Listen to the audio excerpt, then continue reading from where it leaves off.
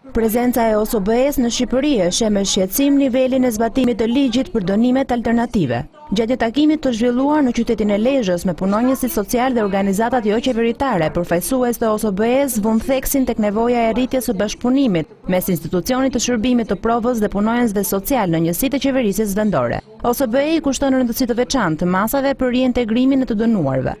Qëllimi i këtij aktiviteti është forcimi i bashkëpunimit të shërbimit të provës me pushtetin vendor, duke trajtuar aspektin ligjor dhe praktik të këtij bashkëpunimi, përvojën e drejtanishme dhe mënyrën se si ky bashkëpunim mund të jetë më efikas dhe të aftë.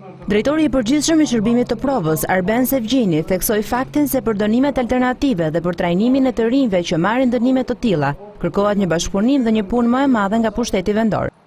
Aktualisht po inkurajojmë komunitetin dhe pushtetin vendor për përfshirjen në një proces bashkëpunimi me shërbimin e provës me qëllim kryesor mbështetjen e këtyre të dënuarve për kapërcimin e vështirësive dhe riintegrimin e tyre, si dhe për garantuar në masë maksimale sigurinë e komunitetit. Sipas statistikave rezulton se që nga viti 2010 kur është krijuar shërbimi i provës, janë 396 të dënuar që janë trajtuar nga ky institucion.